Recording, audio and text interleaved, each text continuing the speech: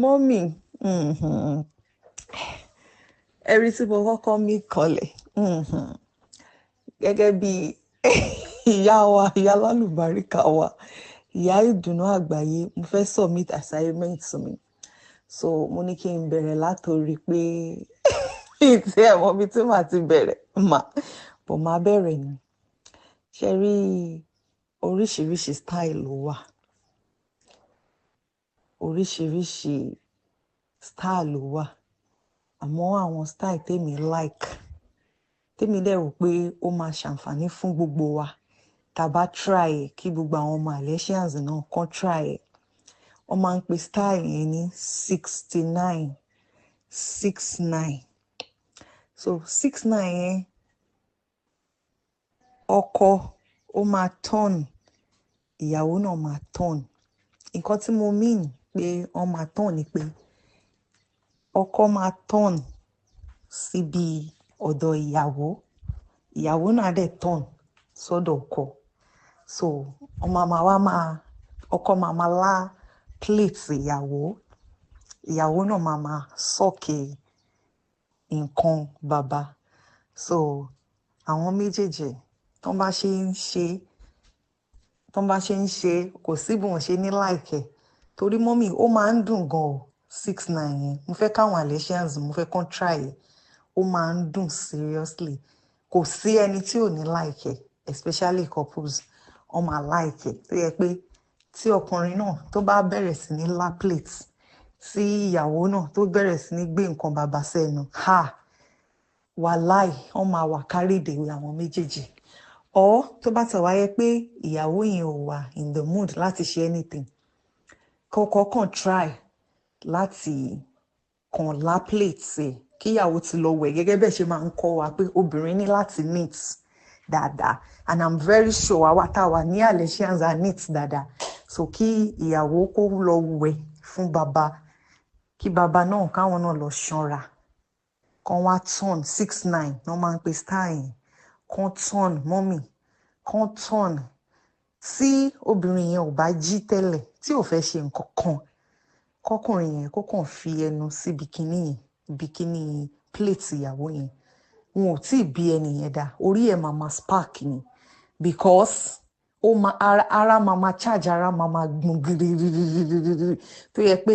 so kinní yẹn náà máa motivate ìyàwó láti ṣe the same thing so 69 96 wọ́n máa turn so ìyẹn tó bá wá ṣe tán wọ́n ti máa ṣe kinní yẹn fúnra wọn tó yẹ pé ìyàwó ti máa mú nǹkan bàbá dáadáa débi tó yẹ pé ìyàwó gan bó ṣe máa dún mọ́mì ó lágbára ọkọ yẹn gan àwọn méjèèjì wọ́n ti kọ́kọ́ máa wà satisfied pẹ̀lú yẹn so after then wọ́n ṣẹ̀ máa wá kọjú síra wọn àwọn méjèèjì lẹ́yìn ìgbà tó máa ti ṣe 69 yẹn so tó máa wá kọjú síra wọn tán wọ́n máa wá ṣe cowgirl so cowgirl yẹn wá ní pé ìyàwó ló máa jókòó lókè ọkọ ló máa wà nísàlẹ̀ so ẹsẹ̀ ìyàwó méjèèjì ó máa ka sórí bed dáadáa tó máa gallant so after then ìyàwó ló máa lọ tó máa bọ̀ kí ni ọmú àyà ìyàwó méjèèjì tó bá fẹ́ kó sweet dáadáa ọkọ máa gbé sẹ́nu wọ́n máa ké ní pẹ́sẹ̀ so tọkọ bá gbé sẹ́nu bí tí ìyàwó bá ti ń ṣe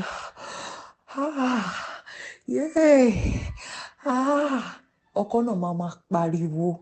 so tó bá wá tún ṣe yẹn tán wọ́n ti ṣe 69 o wọ́n dẹ̀ tún ti ṣe cowgirl tó yẹ pé ìyàwó máa bounce lórí ọkọ but tó máa fẹ́ kó sweet dáadáa tí ìyàwó ṣe ń bounce lórí ọkọ tó ṣe ń ṣe yẹn kọ́kọ́ kó gbé ọmú àyà ìyàwó yẹn kó gbé sẹ́nu àwọn méjèèjì máa pariwo nínú ilé so tó bá wá ṣe yẹn tán kí ìyàwó ṣe wá kó ẹ̀yìn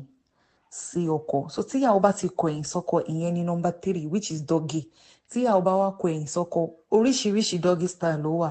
ẹlòmíì ò mọ bọ́n ṣe ń ṣe doggy àwọn doggy kan wà fún àwọn tó bá sanra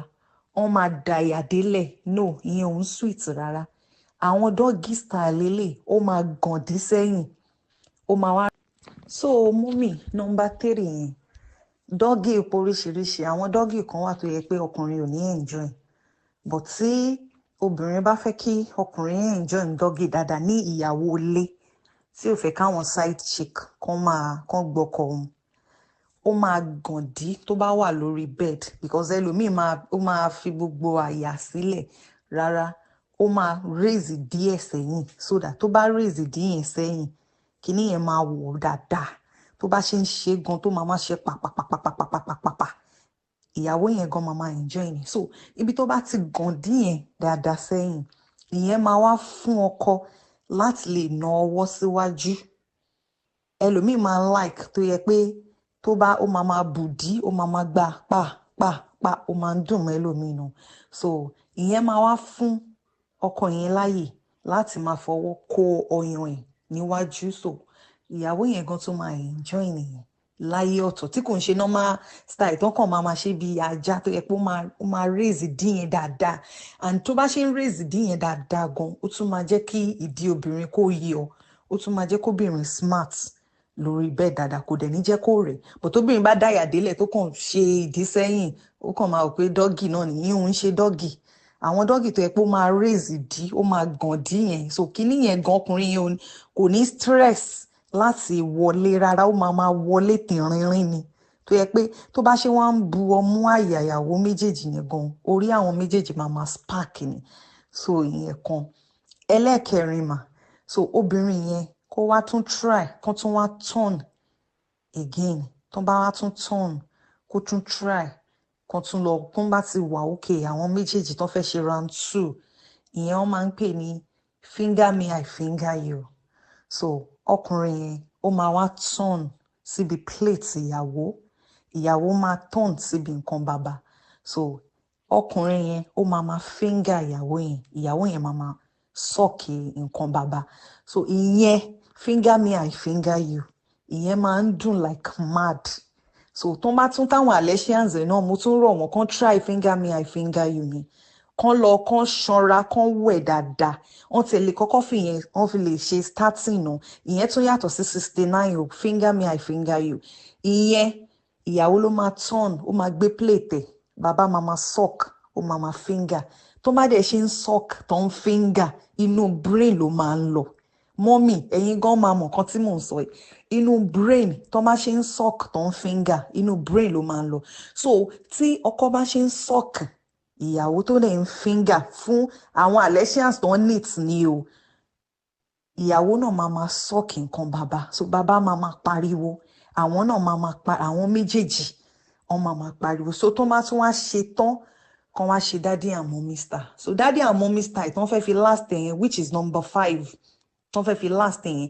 ṣe rí daddy and mommy style kan wà mọ́mì ọkàn máa sùn rárá lẹ́yìn ó ṣe máa ń wà boring sáwọn ọkọlé.